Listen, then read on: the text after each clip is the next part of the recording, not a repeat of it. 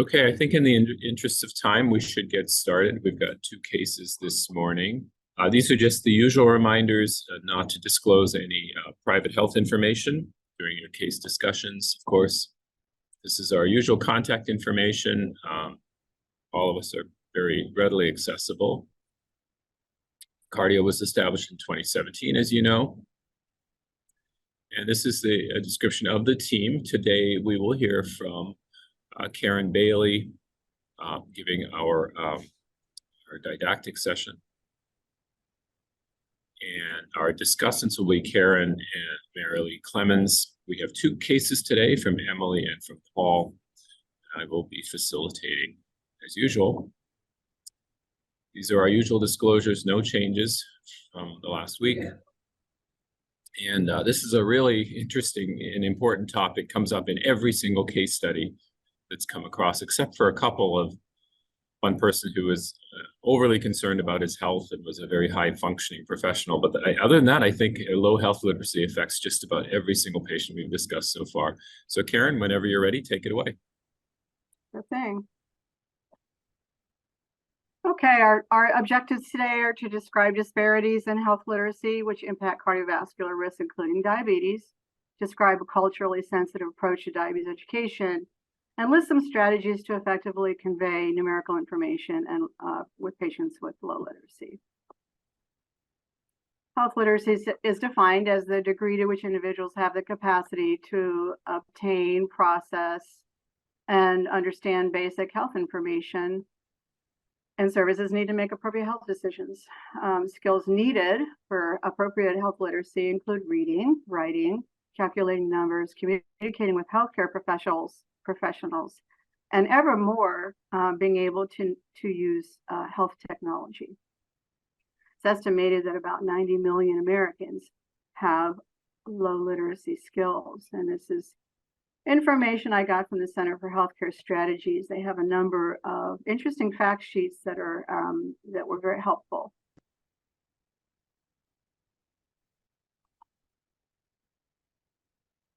This study that I'm referring to here on this slide was the first study that actually assessed health literacy in the United States. So they've been assessing literacy, adult literacy, for many years, but this was the first one that was large scale and addressed health literacy. They assessed 19,000 individuals 16 years of age and older in households and prisons. The assessors went into the households and into the prisons and met with people either in their homes or in libraries in the prisons. Most people were in households. Fewer were in the prison population. And the literacy, the way they assessed just basic literacy using prose, document, and quantitative literacy. And you can see the definitions of those, whether it's reading from a contiguous document or reading from individual documents or performing computations. But then they also assessed health literacy, and the questions that they gave assessed tasks related to understanding clinical information, tasks related to understanding preventive health recommendations, and health tasks related to navigating the healthcare system. And the reference is listed below. I know this is a little hard to see, but I just snipped this from the study, and it kind of showed the literacy levels. They divided the population up based on scoring. So you can see there's proficient in that left purple column. Those are people that score between 310 and 500 points. There's intermediate, and those people score between 226 and 309. And then there was basic and below basic, and those were people that scored under 225.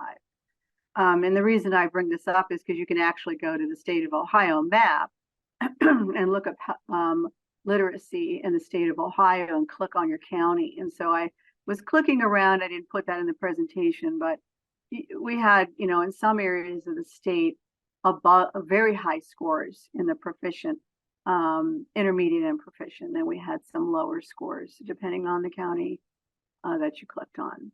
So you can also see kind of like some of the skills that were assessed. So for proficient level, these people would be able to calculate an employee's share of health insurance costs for a year using a table that shows the employee's monthly cost varies depending on income, so kind of higher skills for the proficient. Find information required to define a medical term by searching through a complex document, and evaluate information to determine which legal application to a specific healthcare situation. Intermediate, if you look at those kind of tasks, you can see that those tasks are kind of basic for navigating the healthcare system. I mean, that's what we kind of need to be able to, understand what a BMI is and how to determine our BMI. We need to figure out when our child should get vaccinated. We should be able to determine what time a person is supposed to take a prescription medication based on the information on the label, and identify substances that may interact with over-the-counter drugs. So these are things that we need as intermediate level. And then for basic, their skill set was a little bit lower, but maybe being able to give some reasons based on a one-page document why a person with no symptoms of a specific disease should be tested for that disease.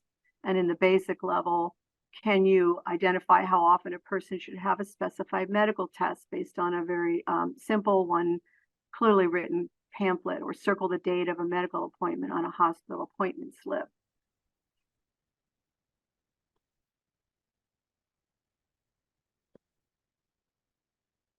So based on those literacy level that they determined, the results showed that 53% Americans had an intermediate health literacy level. 12% were proficient at the highest level. And then about 36% were basic or below, which means, maybe a third of the population is at basic or below literacy level.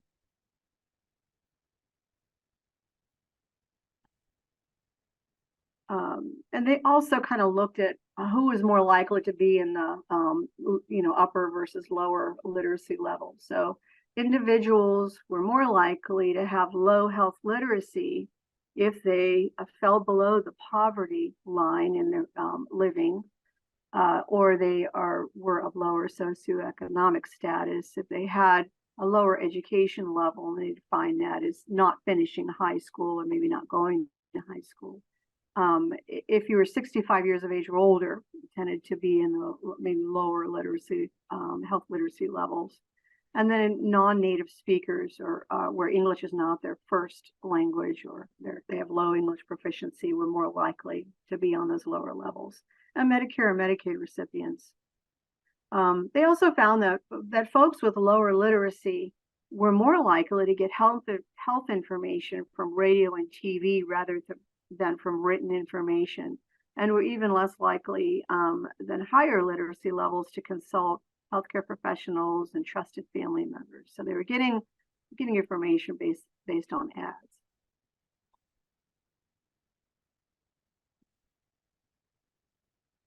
Now, if we're wanting to assess literacy in our practice, here's a link here where there's many tools that you can kind of search through. Some of them are much longer. I just kind of snipped this one. It was a quick one called the Realm score sheet. And so it basically has 7 words listed that you have people read. And then based on their ability to read those 7 words, on the right here, you could see kind of where they may assess their level of literacy based on, scoring 0 to 7. So 4th to 6th grade, if they got 1 to 3, 3rd grade or below, if they scored 0. Low literacy materials would be needed right up to a score of 4 to 6, with score 7 being people that probably were most able to read most patient education materials. So 0 through 6 would benefit from low literacy materials. And so there's been a kind of an expression of use universal precautions when it comes to health literacy. go ahead and just assume that most educational material should be at a lower health literacy level.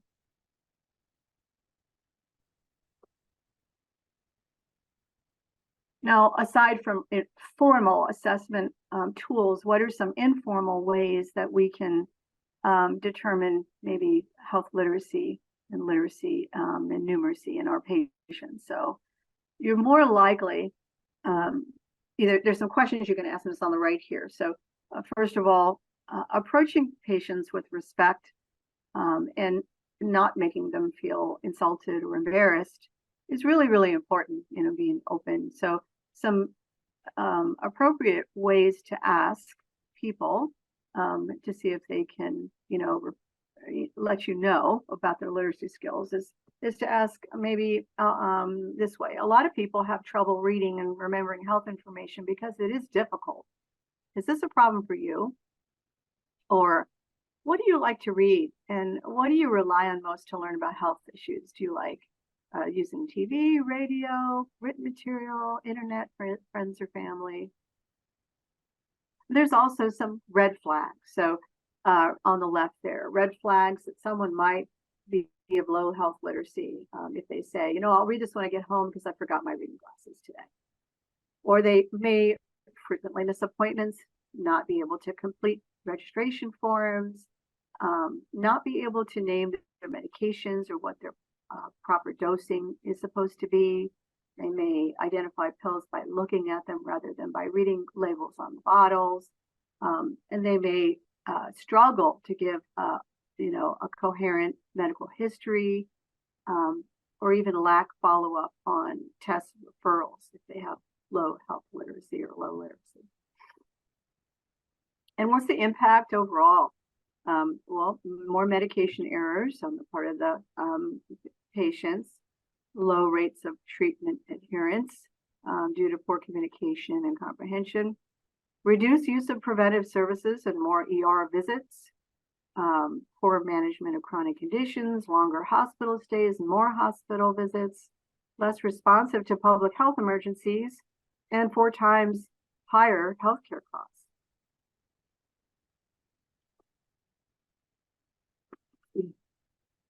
This is another study that I looked at that was done in 2018, I believe it was, 2009. And these authors wanted to develop a low literacy and numeracy toolkit. And it was a diabetes education program. And so they looked at 398 patients with diabetes. Most of them had already received diabetes education, but when they assessed their skills, 25% of them could not determine what glucose meter readings were in the normal range. And they listed 80 to 120. So that probably was what they considered normal fasting for the study. 56% of those patients couldn't calculate total carb content on a bag of chips. And 59% could not accurately calculate insulin dose based on carb content and blood glucose level.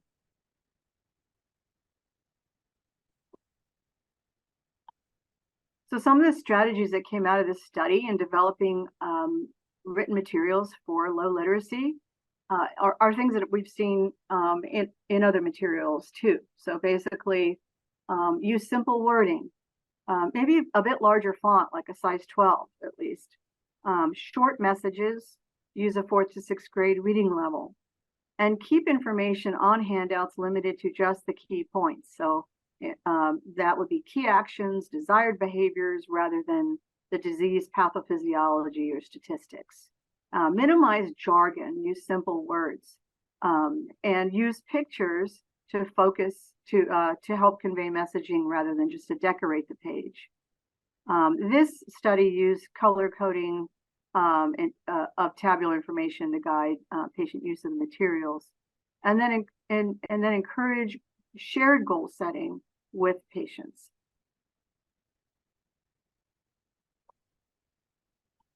So these are proprietary, by the way, for Vanderbilt, so you can look at them, but don't Xerox them and use them. But this was some of the materials that they developed for the toolkit. And so you can see lots of white space on the handout, bulleted points, short phrases, subheadings that are bolded, and good use of pictures in conveying the messaging. And this was another example of their handout for food labels. So they have the questions on them, maybe for the practitioner to help the patient, read through the label, figure things out. And then for insulin dosing, which 59% of people could not calculate proper dose based on carb counts and for their measuring their insulin dose, spell it out. So instead of saying, for your correction scale, I want you to take 1 unit for every 50 points above 150, you would spell out the correction scale. And I know in our clinic, our doctors will do that. And those people will have that paper with them at home or in their wallet. And so, your long-lasting insulin spelled out, your short-acting insulin spelled out, and it's just very, very,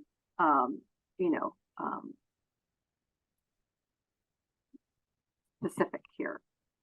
And use of pictures for the time of day and things like that. Another effective method for, teaching and making sure things are understood is using teach-back method. And I know a lot of us have heard this and read about this, but there is a nice module on, watching a couple of videos so that you can see how they're short videos, but it kind of shows how to respectfully use, teach-back method with patients. And the steps are, of course, you give a message or demonstrate a skill, then ask the patient to repeat it. If they make any mistakes, you clarify the mistakes and ask them to repeat it again.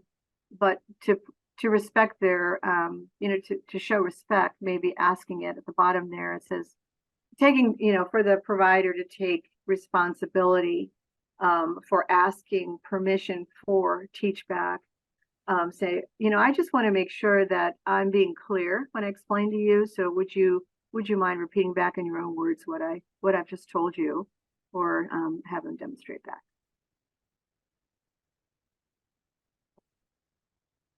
This is something I use in my practice, and so I'll teach for someone who would benefit from carb counting as part of our diet, healthy eating module. We'll go over a list of carb-rich foods, carb choices, and then I have another handout that has low-carb, groups, food groups, and examples on it. And right after we finish that, we'll just go to this picture, and I'll say, I want you to have the carb handout and the low-carb handout in front of you. And based on, where these foods fall on this list, just kind of circle the ones that are on the carb list. And that way I know if they can read the handout that I've given them and if they can figure out how to use the handout, and it kind of reinforces it. And you'll be surprised. It can be kind of confusing even for people that you think it's going to be very simple for. I came across this too in the research for this talk, and this refers to an acronym to help with cross-cultural communication with patients from other countries. And this is called the LEARN model. So L stands for, listen to patient's perspective, and then E for explain and share your own perspective on it, find some common ground, maybe acknowledge where the differences are, and then recommend treatment and negotiate a mutually agreed upon plan between patient and provider.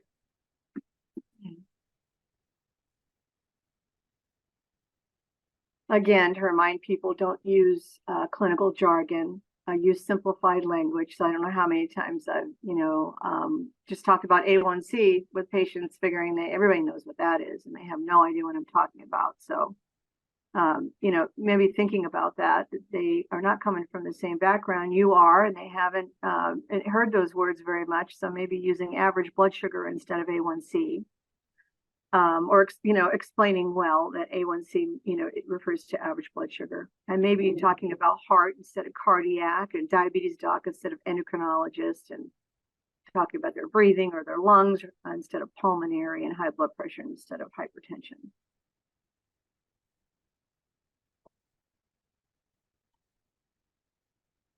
Use a strength-based first-person language. We've seen this in other lectures too throughout this series. But rather, and this also changes the attitude of the person writing it down. So the provider, instead of saying, Sam's not compliant with insulin taking. After your conversation with Sam, you understand Sam's taking less than the prescribed insulin dose because he's afraid of going low. And that helps you help him rather than just saying Sam is non-compliant. And then using first-person language, Sam has diabetes rather than Sam's diabetic, or you have diabetes rather than you're a diabetic.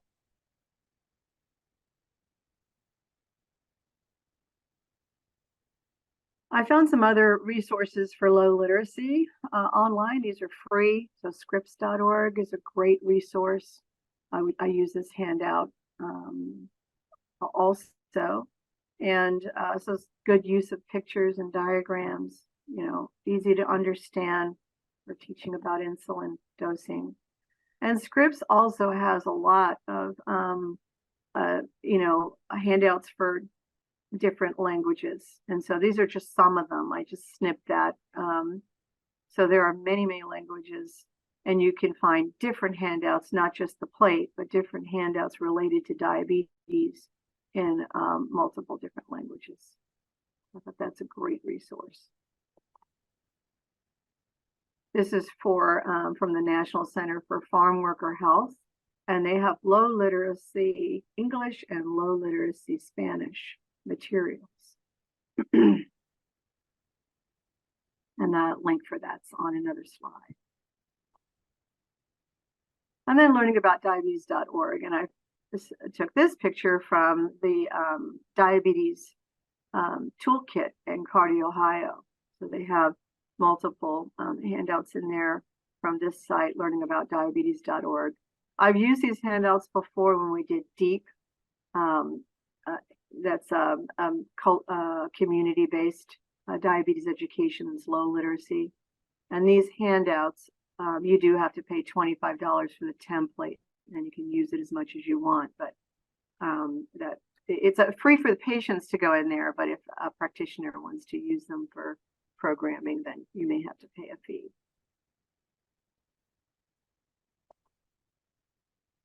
And there's the low literacy resources. Now, I also like to talk about this because I didn't even know it existed before a patient told me that the American Diabetes Association has a program right now that's completely free of charge for people with diabetes, type 2 diabetes, and it's lifestyle change. So it's like taking DPP and in type 2 and melding into a lifestyle change program, which I think is really, really needed and important. I think it's 8 to 12 weeks. The participant that I talked to said she loved it. They have a coach available on the site, and they mail them really great materials from the American Diabetes Association, all for free. And they also have it for youth. So Project Power for adults and Project Power for youth for ages 5 through 12, aimed at reducing obesity and the consequences related to obesity in children. So to make that available. People aware of that. And then, of course, technology can be used to assist with low numeracy skills. We're still not using very much of this in my clinic. But I kind of see this maybe as eventually being an easily used tool. So InPen and Bigfoot Unity, they are smart pens or smart caps. They link with sensors. So in the case of InPen, it links with the Dexcom G5 and G6 and G7. You don't really see G5 anymore. And the Guardian CGM, since Medtronic now owns InPen, and Guardian is the Medtronic's CGM. But it links with them, and then you have a linked app. And so the healthcare provider or team can go in and help the patient put in their instructions for insulin dosing, like correction scale. If they have a carb ratio, put that in, or a fixed dose. And it takes the sensor glucose, it takes the instructions, and it gives recommendation on dosing. It remembers the doses, you can generate reports, you can see your sensor tracings on that. So it's kind of like what you do for insulin pump without the basal rate. It's just the bolus calculations for the InPen. And then Bigfoot is a cap that goes on major, the common forms of insulin pens that we use now. And again, you can put in instructions for that, and the cap is on there, and it links with the Freestyle Libre 2 and the Bigfoot blood glucose meter. So those can be helpful when people start using insulin. And you can adjust the settings on that and just make sure that you keep up to date with any changes that you're making. There are my references. That is it for this presentation. Thank you. Thank you, Karen. Great presentation. And before we get to any questions, I just want to point out how significant the problem of low numeracy is, which is something I've had a lot of experience and interest in for some time. So, for example, I remember, and I'm guilty of this, and I think we all are, telling a lady who was trying to use this is not related to cardiovascular risk, but I think it was her CPAP machine. You just need to turn it clockwise, assuming that she knew what that was. And that is one of those terms that is not familiar. Clockwise, counterclockwise, for example.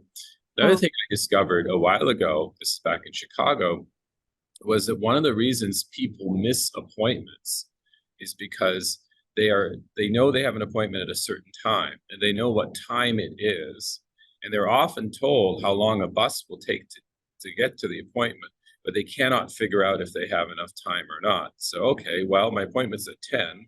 I'll take the bus at 9:45, but bus takes 45 minutes, so I'm going to be late, which means I missed my appointment. So that's the level of numeracy we're dealing with. And of course, there's social determinants of health, other factors that determine that. But I think just being aware of it, that this is what we're dealing with among our patients, and many of the examples that Karen gave are outstanding as well, I think would be helpful for us just to realize what they don't understand, and we can spend some extra time on helping them to understand things. But any questions or comments for Karen before we move to our cases? A couple of quick comments or questions, if I may. Thank you, Dr. Al. Karen, thank you. I really enjoyed the presentation. Coincidentally, another one of the pharmacists here at Southeast and I have been doing some diabetes education classes at a couple of different locations. We had a class this past Tuesday. And to mimic what I've heard you say, I can't say enough good things about the American Diabetes Association. Some of their materials are free and some you need to purchase. I purchased some. And one pamphlet we used this past Tuesday was a booklet of recipes that are diabetes friendly.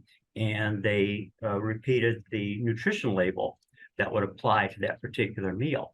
So I went around the room that we had, I think, 11 or 12 participants this past Tuesday. So we went around the room and I said, open to any page and tell us what that nutrition label is telling you. And, when you prompt somebody like that, you close your mouth and you let time go by because eventually somebody's prompted to say something. And unfortunately, only one or two people in the group were comfortable explaining what the nutrition label actually said to them. And those that chose to respond didn't get it accurately. Obviously, we take the path of understanding that it's difficult for them and where our obligation is to try to help them.